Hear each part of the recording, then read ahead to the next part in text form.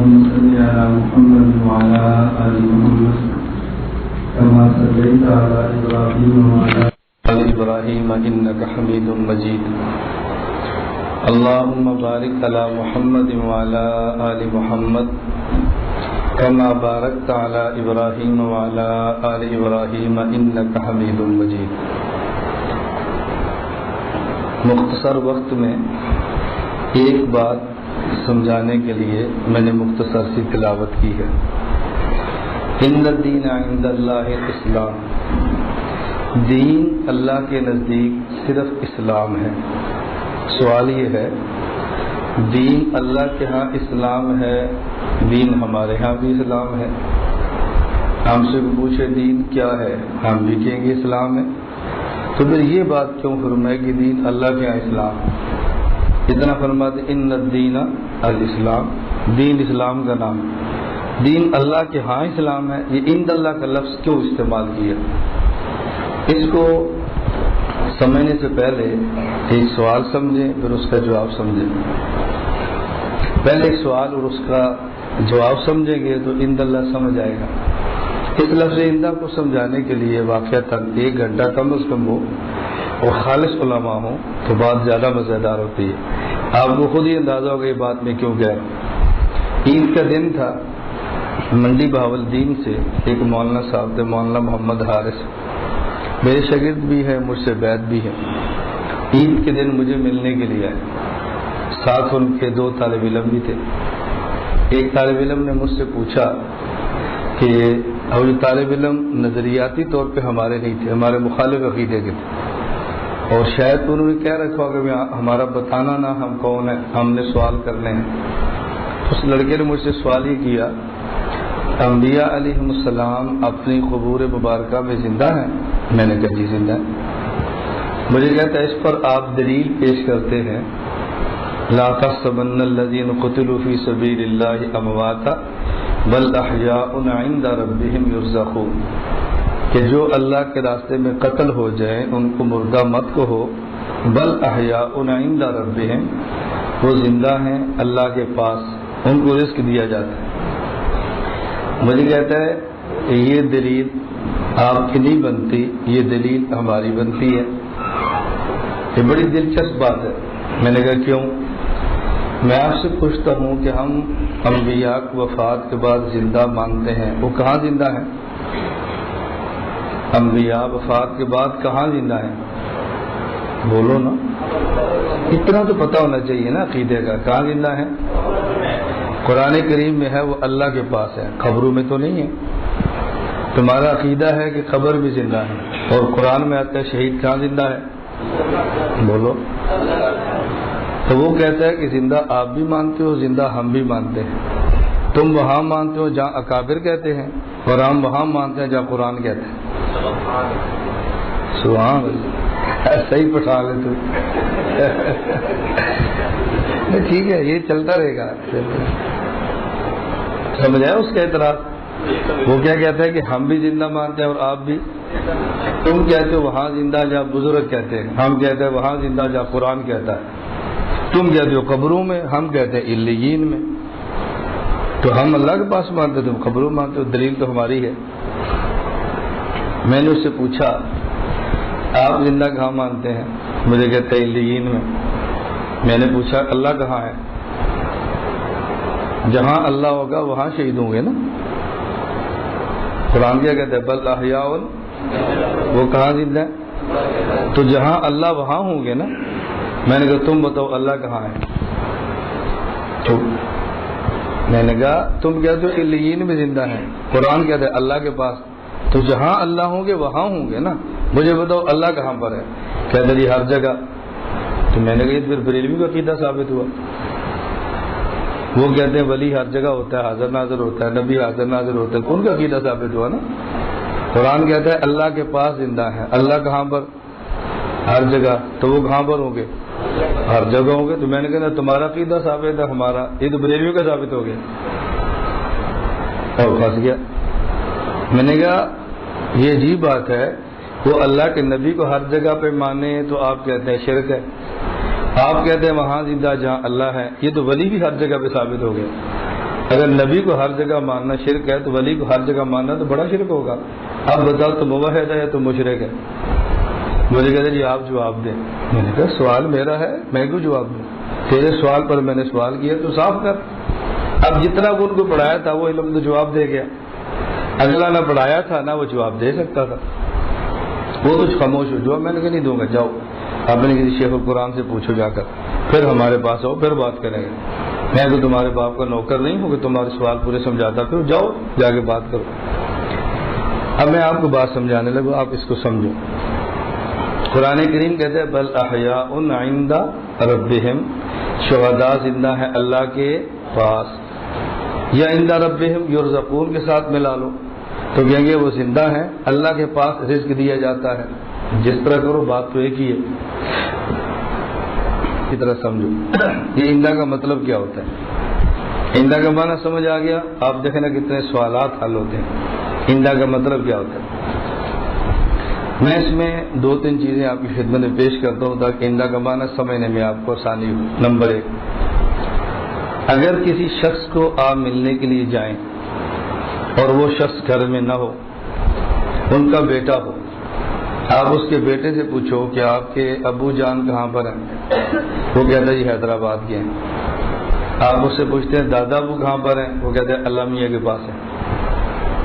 ابو جان کہاں پہ اور دادا ابو اللہ میاں کے پاس کا مطلب کیا ہے؟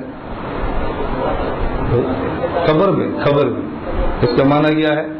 فوت ہو گئے، خبر میں چلیں گے. اس نے کیوں کہا کہ ابو جان حیدرآباد ہیں اور دادا ابو اللہ میاں کے پاس ہے؟ یہ اس نے کیوں کہا؟ دونوں میں فرق کیوں کیا؟ اچھا، اسی طرح آپ ایک کنال جگہ خریدتے ہیں، اس میں 5 مرلے کی مسجد بناتے ہیں اور 15 مرلے کا اپنا مکان بناتے ہیں. ایک کنال جگہ آپ نے خریدی ہے، ایک کنال پہ پیسہ آپ نے لگایا ہے، تعمیر آپ نے کی ہے، اور جب تعمیر مکمل ہو جاتی ہے 5 مرلے کی مسجد اللہ کے لیے وقف کر دیتے ہیں، 15 مرلے کا مکان بنا دیتے ہیں، تو دونوں کا نام بدل جاتا ہے. یہ کس کا گھر ہے؟ یہ جی میرا گھر ہے. یہ کس کا گھر ہے؟ کیوں؟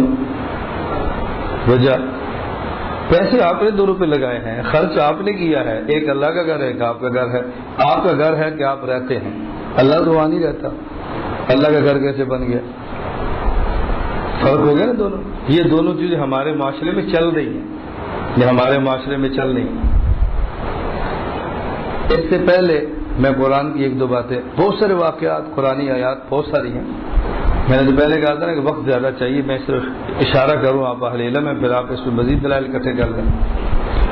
حضرت مریم علیہ السلام کمرے میں بند ہیں، زکریا علیہ السلام دعوت کے لیے گئے ہیں، واپس تشریف لائے ہیں، کمرہ کھولا ہے، حضرت مریم کے پاس بغیر موسم کے پھل موجود تھے. زکریا علیہ السلام نے پوچھا یا مریم انا لک ھذا، اے مریم یہ پھل کہاں سے آئے ہیں؟ میں ہوا من عند اللہ، اللہ کی طرف سے. جو روزانہ کھانا زکریا علیہ السلام دیتے تھے وہ کس کی طرف سے ہوتا تھا جی؟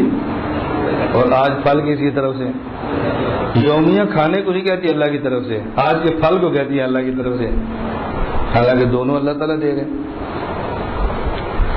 آپ یہاں سے پنجاب، خیبر پختونخوا، بلوچستان، کشمیر، جو بھی آپ کا علاقہ ہے، آپ وہاں گئے تھے اور بائی ایئر یا بائی بس آپ واپس پہنچے. کب آئے بھائی؟ آج رات آئے. کیسے آئے؟ الحمدللہ خیریت سے پہنچ گیا. بالکل آپ آ رہے تھے جہاز پہ، اب بس پہ آپ آ رہے ہیں، حادثہ ہو گیا، ڈرائیور گاڑی چلاتے سو گیا، سخت لگی، گاڑی ٹوٹ گئی اور آپ پہنچے. تو کیسے آئے؟ کہتے ہیں بس اللہ نے پہنچا دیے. جو ٹھیک ٹھاک ہے پھر کون پہنچاتا ہے؟ کبھی کو کہتا ہے اللہ نے پہنچا دیے. کوئی آپ کا مہمان آئے، بھائی کیسے آئے؟ بس اللہ نے پہنچا دیے. کوئی بھی نہیں کہتا. کتنا کہتے ہیں اللہ کا شکر ہے، خیریت کے ساتھ پہنچ گیا، الحمدللہ بہت اچھا سفر ہوا. لیکن یہ نہیں کہتا اللہ نے پہنچایا. اور اگر ایکسیڈنٹ ہو جائے، گاڑی ٹوٹ جائے، 10 بندے مر جائیں اور آپ گھر پہنچ جائیں، آپ کیا کہتے ہیں؟ بس اللہ نے پہنچا دیا، اللہ نے پہنچا دیا. ایسے ہی کہتے ہیں. یہ فرق کیوں کرتے ہیں؟ اس کی وجہ کیا ہے؟ یہ وجہ ذہن میں آ جائے، اس سوال کا جواب پھر بہت آسان ہے جو اس نے مجھ سے کیا تھا عند ربہم پر. قرآنی اصطلاح ہے کہ عند ربہم یا عند اللہ استعمال کہاں ہوتا ہے؟ دنیا میں ہر چیز کا مالک اللہ ہے، دنیا میں ہر چیز کا حقیقی مالک اللہ ہے، اور ظاہری مالک بعض چیزیں ایسی ہیں کہ جن کا ظاہری مالک بھی اللہ ہوتا ہے، اور بعض ایسے جن کا ظاہری مالک بندہ ہوتا ہے۔ دنیا میں ہر چیز پہ حقیقی اختیار اللہ کے، اور بعض چیزیں ایسی ہیں کہ جن میں ظاہری اختیار اللہ بندے کو دے دیتے ہیں، اور بعض ایسے جن پر ظاہری اختیار بھی اللہ کا رہتا ہے۔ حقیقی اختیار تو ہر چیز پر اللہ کا ہے۔ جن چیزوں پر ظاہری اختیار بھی اللہ کا ہو اس کی نسبت اللہ کی طرف ہو جاتی ہے، اور جس میں ظاہری اختیار بندے کا اور نسبت بندے کی طرف ہو جاتی ہے۔ یہ آپ اصول ذہن میں رکھ لیں۔ اب ساری باتیں آسان ہیں۔ ابو جی کہاں گئے؟ دادا ابو کہاں گئے؟ کیوں؟ ابو جی مرضی سے گئے ہیں، مرضی سے آئیں گے۔ دادا ابو نہ مرضی سے گئے ہیں نہ مرضی سے آئیں گے۔ اب نسبت بدل گئی، سمجھ آ گئی؟ اس لیے کہتے ہیں وہ اللہ کے پاس ہے اور وہ حیدرآباد کیا ہے۔ یہ نہیں ہے کہ حیدرآباد اللہ نہیں ہے، قبرستان میں اللہ ہے، اللہ تو ہر جگہ پر ہے۔ لیکن ابو کو یہ نہیں کہ اللہ کے پاس گیا، کیوں؟ ابو مرضی سے گئے ہیں اور مرضی سے، یہ بات سمجھ آ گئی؟ اور وہ جو ایک کنال کی جگہ لے کر 15 مرلے کا مکان، 5 مرلے کی مسجد، یہ اللہ کا گھر ہے، یہ میرا گھر ہے، کیوں؟ میں اپنے 15 مرلے کے گھر کو بیچ سکتا ہوں، وہ جو 5 مرلے کا وقف کیا اس کو نہیں بیچ سکتا۔ 15 مرلے کی جگہ ہدیہ کر سکتا ہوں، 5 مرلے میں نہیں کر سکتا۔ تو 15 مرلے کی جگہ میں نے خریدی اور بنائی، اس پہ اختیار میرے ہیں، اور جو 5 مرلے کی خریدی اور بنائی اس پہ میرے ظاہری اختیار ختم ہو گئے ہیں۔ اب اس کی نسبت کس کی طرف ہے؟ اللہ کی طرف ہو۔ حضرت زکریا علیہ السلام روزانہ حضرت مریم کو کھانا دیتے، اپنے اختیار سے دیتے تھے، تو نسبت ان کی طرف ہوتی۔ اور آج جو پھل آیا اس میں کسی بندے کا ظاہری کوئی اختیار نہیں تھا، اب نسبت اللہ کی طرف ہو۔ اس لیے فرمایا ہوا من عند اللہ، یہ اللہ کی طرف سے ہے۔ معمول کی گاڑی آپ کو لے کر آئی، بندہ گاڑی چلا رہا ہے، ٹھیک ٹھاک ہے، اختیارات ہے، الحمدللہ پہنچ گیا۔ اور ڈرائیور چلا رہا ہو، چلاتے سو جائے، ٹوٹ جائے گاڑی اور اس میں سے ایک بندہ بچ جائے، اس میں بندے کا اختیار ہے، اس لیے کہتے ہیں آج اللہ نے پہنچایا ہے، اس لیے کہ ظاہری اختیار بندے کے ختم ہو گئے تھے۔ خلیفہ ہارون رشید نے ایک مرتبہ رات اپنی بیگم سے کہا، ان بن خامد بیوی میں ہو جاتی ہے، خواہ نبی ہی کیوں نہ ہو۔ نبی کریم صلی اللہ علیہ وسلم کی ازواج مطہرات کے ساتھ کبھی ایسے معاملات آئے ہیں کہ آپ 1 مہینہ مسجد نبی کے اندر ہیں، گھر نہیں گئے، تو بھی معاملہ تھا تو ایسے ہوا نا، ایسا ہو جاتا ہے۔ لیکن اس کی پھر شرعی حدود ہیں کہ اس کو ٹھیک کیسے کرنا ہے۔ حضرت خلیفہ ہارون رشید کی انبن ہو گئی، اس نے بیوی کو کہہ دیا بھائی کل سورج کے نکلنے سے پہلے پہلے میری حدود سے نکل جا، تجھے اپنی اوقات سمجھ آئے، نہ نکلی تجھے 3 طلاق۔ غصے میں کہہ دیے، جب غصہ ٹھنڈا خلیفہ بھی پریشان، بیوی بھی پریشان، کیوں؟ وہ سمجھتا تھا 3 طلاق 3 ہوتی ہے، وہ سمجھتا تھا 3 طلاق، بادشاہ بھی سمجھ رہے 3 طلاق 3 ہوتی ہے۔ ایسے ہی ہے نا، ایک دور وہ تھا بادشاہ بھی سمجھتا 3 طلاق 3 ہے، حتیٰ کہ چور بھی سمجھتے کہ 3 طلاق 3 ہے۔ کتنا معروف واقعہ ہے، امام صلی اللہ علیہ کے دور میں کچھ بندوں نے ڈکیتی ماری، چوری نہیں ڈکیتی ماری، چوری اور ہوتی ہے ڈکیتی اور ہوتی ہے۔ ڈکیتی تو سینہ زوری سے ہوتی ہے نا، چوری چھپ کر ہوتی ہے، وہ ڈکیت تھے، چور بھی نہیں تھے، مال لوٹ رہے تھے، یہ چوری کر رہے تھے، مالک نے دیکھ لیا، اس نے کہا یہ تو صبح بتا دے کہ اس کو مار دو۔ دوسرے ڈاکو نے کہا بھی مارو مت، یہ 302 چھپتا نہیں ہے، قتل نکل جاتا ہے، مارو مت، اس سے قسم لے لو، کبھی صبح کسی کو مت بتانا، اگر تو نے ہمارا کسی کو بتایا نا فلاں نے چوری کی ہے، تیری بیوی کو 3 طلاق، اس نے کہہ دیا میں بلاؤں تو میری بیوی کو 3 طلاق۔ چور بھی سمجھتے رہے کہ 3 طلاق 3 ہوتی ہے۔ یہ آج کا اتنا گندا طبقہ ہے جو چوروں اور ڈاکوؤں سے بھی بدتر ہے۔ میں ہنسانے کے لیے نہیں کہہ رہا، میں رلانے کے لیے کہہ رہا ہوں، تمہیں سمجھ ہے کتنے گندے لوگ ہیں جن کو ہر اتحاد میں تم شامل کر کے اپنے سر پہ بٹھاتے ہو، جن نے نکاح کے نام پہ زنا کا دروازہ کھولا ہے، پتہ نہیں کیسے ان سے آپ پیار کرتے ہیں، میری سمجھ سے باہر ہے۔ ایک بندہ ایک گلی میں کچھ زانی عورت رکھ لے، اعلانیہ رکھ لے، کوئی اس سے پیار نہیں کرتا، اور ایک 3 طلاق دے کر پھر بھی گھر میں رکھے، وہ زانی سے بڑا زانی ہے۔ کوئی بندہ زنا کو زنا سمجھ کر کرے تو مسلمان ہے، اور زنا کو نکاح سمجھ کرے اس کو تو ایمان کا خطرہ ہے۔ ہم پھر بھی ان سے پیار کرتے ہیں، بھی علمی اختلاف ہے، کیا علمی اختلاف ہے؟ پھر جو اللہ کو نہیں مانتا وہ بھی دلیل سے نہیں مانتا، وہ بھی علمی اختلاف ہے۔ حضور کے بعد کوئی اور نبی مانتا ہے وہ بھی دلیل دیتا ہے، وہ بھی علمی اختلاف ہے. جو صحابہ پہ بکتا ہے دلیل سے بکتا ہے وہ بھی علمی اختلاف ہے. یہ تو سارے علمی اختلاف ہو گئے. جاہلانہ اختلاف رہ کون سا جاتا ہے؟ تو یہ علمی اختلاف ہے. علمی اختلاف تو ہم نے ڈنڈورا پیٹا علمی اختلاف ہے. اور اگر میں علمی اختلاف پہ تقریر کروں نہ یہ فرقہ وہی اطلاع ہے نہ تو یہ امت کو توڑ رہا ہے، یہ امت کو توڑ رہا ہے. تو دلیل سے توڑ رہے ہیں امت کو، پھر ہماری بات بھی آپ مان لیں. خیر حضرت امام صاحب رحمۃ اللہ علیہ نے ایسے درمیان میں واقعہ آ گیا تو امام صاحب خصوصا مالک مکان نے کہا جی میں جانتا ہوں کس نے چوری کی ہے لیکن میری مجبوری ہے. امام صاحب فرمایا تو بھی کرنا کر. تھانے دار کو بلایا، محلے کے لڑکے اکٹھے کیے اور اس کے بعد کہا بھی سب کو مسجد میں جمع کرو. اسے کہا تو دروازے پر کھڑا ہو جا، ہم ایک ایک بندہ باہر نکالیں گے، پوچھیں گے چور ہے کہنا نہیں، چور ہے کہنا نہیں. جب چور آ جائے چپ ہو جانا. ایک دروازے گزارتے رہے چور ہے کہا جی نہیں، چور ہے نہیں، چور ہے یہ نہیں، اس نے چوری کی ہے، چپ ہو گیا. امام صاحب کیسے وہ پکڑو؟ امام صاحب چوروں کو پکڑتے ہیں تو چور تو پھر پریشان ہو گئے نا ان کے نام سے. چور کیوں پریشان نہیں ہو گیا امام صاحب کا نام سن کر؟ اب دیکھو چور بھی پکڑا گیا اور بیوی کو 3 طلاق بھی دی. تو خلیفہ ہارون رشید کا غصہ ٹھنڈا ہوا. اب خلیفہ کی بیگم نے قاضی امام ابو یوسف کے پاس بھیجا پیغام، امام خلیفہ کے سب سے بڑے شاگرد، کہ ہمارے ساتھ یہ واقعہ پیش آ گیا ہے تو آپ اس کا حل نکالیں.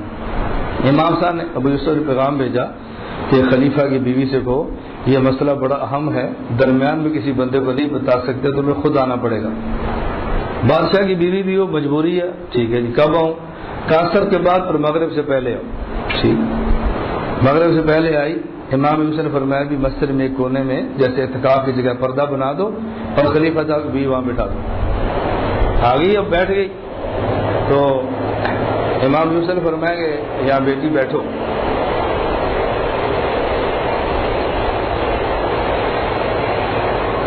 تمہاری بات سنتے ہیں، ابھی ذرا اذان ہو لے پھر تمہاری بات سن لیں. اس نے کہا جی اذان سے پہلے، کہا نہیں اذان ہو لے پھر سنتے ہیں.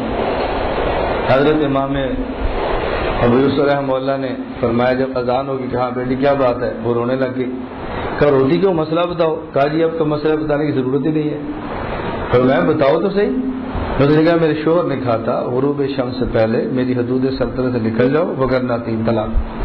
سورج غروب ہو گیا، میں اپنے حدود کی سلطنت کے اندر ہوں شوہر کی، اب کیا مسئلہ بتائیں گے؟ امام یوسف نے فرمایا کہ بیٹی گھر چلی جاؤ، تمہیں 1 طلاق بھی نہیں ہوئی. پہلی کیوں؟ کہا تمہارے شوہر کی آدھی دنیا پر حکومت ہے لیکن جہاں جہاں مسجد ہے نا وہاں اس کی حکومت نہیں ہے. تو ہم نے سورج کے غروب ہونے سے پہلے تمہیں حدود سلطنت سے نکال لیا ہے، اس لیے کوئی طلاق نہیں. جاؤ کھاتا. سمجھ آئی؟ بادشاہ کی حکومت ہوتی ہے لیکن مسجد سے باہر، مسجد میں حکومت صرف اللہ کی ہے. میں یہ اندہ پہ بات سمجھا رہا تھا کہ اندہ کا مطلب کیا ہے. اب آپ اندہ کا معنی سمجھیے نا. اب سمجھو، لا تحسبن الذين قتلوا في سبيل الله امواتا بل احياء عند ربهم. یا عند ربهم کا معنی یہ نہیں ہے جہاں اللہ وہاں ہو، یا عند ربهم قرآنی اصطلاح ہے، یعنی ان کی حیات ایسی جگہ پر ہے جس حیات میں بندے کا کوئی دخل نہیں. دنیا میں بندہ جیتا ہے نا، آپ 2 دن کھانا چھوڑ دیں، کتنی دیر تک جئیں گے؟ اپنا گلا پکڑ دیں، سانس لینا چھوڑ دیں، جی سکتے ہیں؟ اور قبر میں زندگی بغیر سانس کے ہے. آدمی سانس نہیں لیتا، وہ زندگی کی نوعیت بالکل مختلف ہے.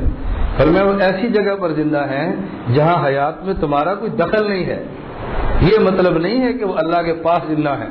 عند ربهم کا معنی اس حیات میں بندے کو کوئی دخل ہے، ایسی ان کو رزق اللہ کے پاس ملتا ہے. اللہ کے پاس رزق کا معنی یہ ہے کہ اس میں بندے کو کمانا نہیں پڑتا، محنت نہیں کرتی پڑتی، بغیر کمائے خود بخود ملتا ہے. یہ ہے عند ربهم کا معنی. اب سمجھ آ گئی؟ یہ عند ربهم سمجھ آ جائے کتنے اشکال ہیں جو ختم ہو جاتے ہیں. اور بہت ساری بحثیں ایسے منسلک ہے لفظ عندہ پہ. میں آگے مفتی سے کہہ رہا تھا میری خواہش ہوتی کہ آپ علماء جمع کریں اور مجھے بولنے کا موقع دیں، پھر اس پر علماء اپنے پورے سوال کریں تاکہ ان کے عقائد کے معاملے بات کھلے اور سمجھے ہمارے اکابر کے عقائد کیا ہیں. یہ نہیں کہ فلاں عقیدہ قرآن کے خلاف ہے، فلاں کسی چیز کے خلاف ہے. بات سمجھ آ گئی؟ اب میں نے آیت پڑھی تھی ان الدین، دین اللہ کے پاس اسلام ہے، ہمارے یہاں دین اسلام نہیں ہے. ان اللہ کا مطلب یہ ہے کہ دین ایک ایسی چیز ہے کہ جس میں تبدیلی کا اختیار بندے کو نہیں ہے. یہ ہے معنی عند اللہ کا. یہ نہیں ہے کہ اللہ کے یہاں تو دین اسلام ہے، ہمارے دین کوئی اور چیز ہے. اللہ کے ہاں دین صرف اسلام ہے، یعنی دین میں بندے کو تبدیلی کا کوئی اختیار ہرگز نہیں ہے۔ آج دنیا میں ایک معاملہ چل رہا ہے، اور یہ معاملہ مکہ میں حضور کے ساتھ بھی چلا تھا صلی اللہ علیہ وسلم۔ یہ احوال اللہ کے نبی کے ساتھ آئے تھے۔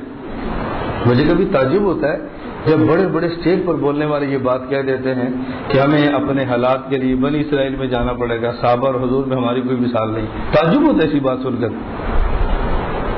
جو بات آج کی جا رہی ہے نا، یہ حضور پاک کے دور میں تھی۔ اس دور میں کیا تھا؟ مشرکین یہ بات کہتے تھے، آپ ایسا کرو یا قرآن کریم کی جگہ کوئی اور کتاب لاؤ اور یا اس کو بدل دو۔ ہے یا نہیں؟ ہے نا، 11ویں پارے میں ہے، یا اس کی جگہ کوئی اور لاؤ، بدل ہو، تبدیل کرو یا کچھ کمپرومائز کرو۔ اللہ کے نبی نے کیا فرمایا؟ فرمایا نبی ان سے کہو یہ میرے اختیار میں نہیں ہے، نہ میں قرآن بدل سکتا ہوں نہ اس میں کمپرومائز کر سکتا ہوں، یہ میرے اختیار میں نہیں ہے، دین میں تبدیلی نہیں ہو سکتی۔ فمن یبتغی غیر اللہ دین غیر الاسلام دین فلن یقبل منہ، میں اس کے علاوہ کوئی دین قبول کرنے کے لیے اسلام کے علاوہ تیار نہیں۔ الیوم اکملت لکم دینکم، میں نے دین کامل کیا، اس کا نام اسلام، اس میں کوئی گنجائش نہیں ہے۔ تو میں نے صرف یہ بات سمجھائی کہ دین اللہ کے ہاں اسلام ہے، اس کا معنی سمجھ آ گیا؟ دین اللہ کے اسلام کا معنی کیا ہے؟ بندہ اس کو بدل نہیں سکتا، بندے کے اختیار میں نہیں۔ ہم گرفتاری دے سکتے ہیں، ہتھ کڑی پہن سکتے ہیں، چمڑا اجڑوا سکتے ہیں، دین بدل نہیں سکتے۔ کیوں؟ ہمارے بس میں نہیں ہے۔ ہمارے اختیار میں ہوتا تو ہم یقیناً کچھ نہ کچھ کر لیتے، ہمارے اختیار میں نہیں ہے، کیا کریں بتاؤ؟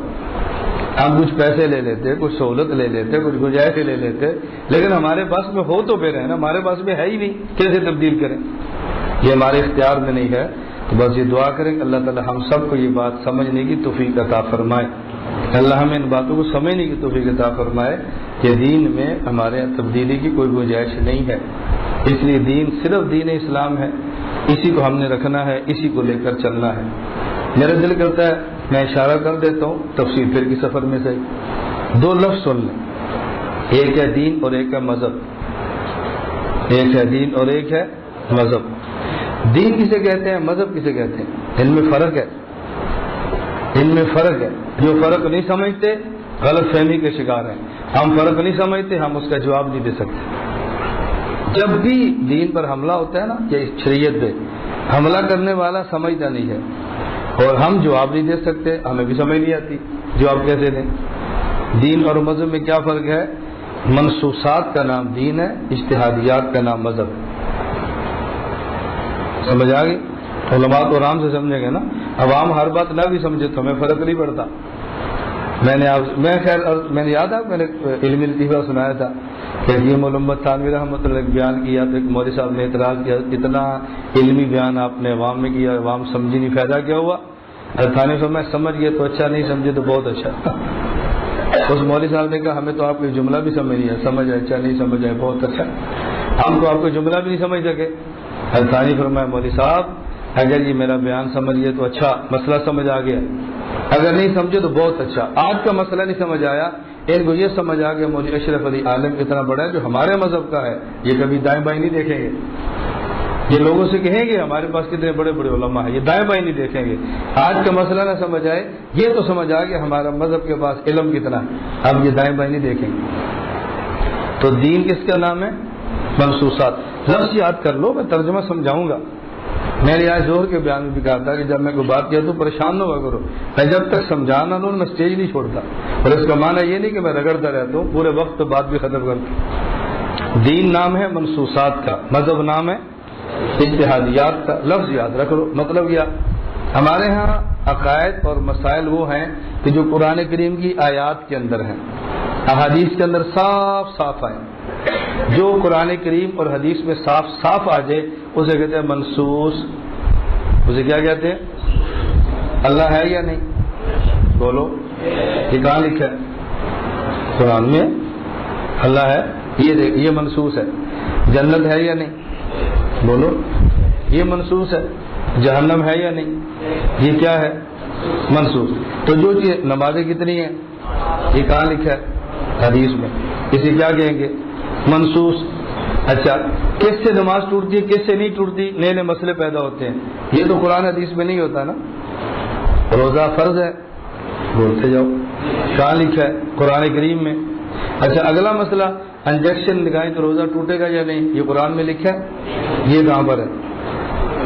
یہ اجتہاد ہے، یہ قرآن حدیث میں صاف نہیں ہے، نکالنا پڑتا ہے. تو جو عقائد اور مسائل قرآن اور احادیث میں آئے نا، صاف صاف آیات آئے، انہیں کیا کہتے ہیں؟ منسوخ. اور جو قرآن کریم حدیث پاک کے اوپر نہ ہوں ان کو نکالنا پڑے، اسے کہتے ہیں اجتہادیات. اجتہادیات کا نام مذہب ہے، منسوخات کا نام دین ہے. ابو حنیفہ کا مذہب، مالک کا مذہب، شافعی کا مذہب، امام احمد کا مذہب. مذاہب کتنے اور دین کتنے؟ ادیان اربع کوئی نہیں کہتا، مذاہب اربع کہتے ہیں. جن گدوں کو یہ بات سمجھ نہیں آتی وہ مذاہب اربع پر اعتراض کرتے ہیں کہ ابو حنیفہ نے الگ دین کھڑا کر لیا، امام شافعی نے الگ دین کھڑا کر لیا. مانا تمہیں سمجھ نہیں آتا، اعتراض ہمارے اوپر کرتے ہو. آپ کتب فقہ اٹھا کے دیکھ لو، لکھا ہوگا ھذا مذہب ابو حنیفہ، کہیں لکھا نہیں ہوتا ھذا دین ابو حنیفہ. امام ابو حنیفہ نے جو فقہ دی ہے اسے دین نہیں کہتے، اسے مذہب کہتے. اور مذہب دین کے مخالف نہیں ہوتا، دین میں سے ہوتا ہے. مخالف ہونا اور ہے اور میں سے ہونا اور ہے. ایک باپ اور ایک بیٹا ہے، بیٹا باپ کا مخالف ہے، یہ کہاں سے آیا ہے؟ یہ باپ سے آیا ہے. یخرج من بطن صلب والترائب، یہ ماں سے آیا ہے. ان کو ماں اور باپ کا دشمن مت سمجھو، اسی میں سے نکلا ہے. فقہ قرآن حدیث کے خلاف نہیں ہے، قرآن حدیث سے نکل کے آئی ہے. تو یہ مخالف تھوڑی ہے کہہ دے جی باپ بیٹے کا مخالف نہیں، مخالف نہیں ہے. جس طرح ماں اور باپ کے وجود سے اولاد نکلتی ہے، اس طرح قرآن کریم حدیث مبارک سے فقہ نکلتی ہے. اس کو اجتہاد کہتے ہیں، اس کو دین کہتے ہیں، اس کو اولاد کہتے ہیں، اس کو ماں باپ کہتے ہیں. مخالفت نہیں ہوتی. اس لیے منسوخات کا نام دین ہے، اجتہادیات کا نام مذہب ہے. مذاہب چار ہیں، دین چار نہیں ہے. دین ایک ہے اور مذہب چار ہے. دینوں میں اختلاف نہیں ہوتا، مذاہب میں اختلاف ہوتا ہے. اب یہ بات سمجھ نہیں آتی. عبادت دیا اکٹھا ہونا چاہیے، اکٹھا ہونا چاہیے، اکٹھا ہونا چاہیے. بھائی کیا اکٹھا ہونا چاہیے؟ دین ہے یہ کہ الگ ہے ہی نہیں. تو امام ابو حنیفہ، امام شافعی، امام مالک، امام احمد، ان کا دین ایک ہے یا الگ الگ ہے؟ تو پھر ہمیں اکٹھا تم نے کیا کرنا، ہم تو آئیں اکٹھے. اجتہاد بھی اگر اکٹھا ہو تو پھر اجتہاد ہے کیا؟ وہ تو دین ہو گیا. اگر سب کا اجتہاد بھی ایک ہو جائے تو اجتہاد ہوا، یہ دین ہوا یا مذہب ہوا؟ وقت کم ہے، میں نے صرف اشارہ کیا ہے. اللہ ہم سب کو یہ باتیں سمجھنے کی توفیق عطا فرمائے. اور یہ جو ہم کہتے ہیں نا امام ابو حنیفہ کا مذہب، امام احمد کا مذہب، یہ بھی قرآن میں، یہ بھی قرآن کریم میں. قرآن کریم نے خود اس پہ لفظ استعمال کیا ہے. ہمارے دلائل کتنے ہیں؟ میں انگلیاں کھڑی کروں تاکہ آپ کو ٹینشن نہ ہو. کتنے ہیں؟ نمبر 1 قرآن، نمبر 2 سنت، نمبر 3 اجماع، نمبر 4. اب قرآن کریم کی آیات دیکھو، اتبعوا ما انزل الیکم من ربکم، یہ قرآن ہے. قرآن کی اتباع کرو. قل ان کنتم تحبون اللہ فاتبعونی، سنت کی اتباع کرو. اور جب اجماع کی باری آئی، وَمَن يُشَاقِقِ الرَّسُولَ مِن بَعْدِ مَا تَبَيَّنَ الْهُدَى وَيَتَّبِعْ غَيْرَ سَبِيلَ الْمُؤْمِنِينَ یا غیر المؤمنین، کے درمیان میں سبیل آ گیا نا. اور جب قیاس کی باری آئی، وَاتَّبِعْ مَنْ أَنَابَ إِلَيَّ یا وَاتَّبِعْ سَبِيلَ مَنْ أَنَابَ، بولو. سبیل کا معنی ہے راستہ، مذہب کا معنی ہے راستہ. جب قرآن اور سنت کی باری آئی ہے، درمیان میں لفظ سبیل نہیں آیا، درمیان میں لفظ سبیل نہیں آیا. اور جب اجماع اور قیاس کی باری ہے، درمیان میں لفظ سبیل آیا ہے. قرآن و سنت سے دین ہوتا ہے اور اجماع اور قیاس سے مذہب ہوتا ہے. قرآن نے اس کو مذہب کہا ہے، اسے دین کہا ہے. والذین جاہدوا فینا لنہدینہم، یہ صبر کیوں فرمایا، سبیل کیوں نہیں فرمایا؟ اگر اس سے مراد دین ہوتا اللہ سبیل فرماتے. اس کا معنی مذاہب ہے، اس سے فرمایا جاہدوا لنہدینہم سبلنا. اللہ میں بات سمجھنے کی توفیق عطا فرمائے. دین ایک ہے، مذاہب 4 ہیں. مذاہب کتنے؟ 4.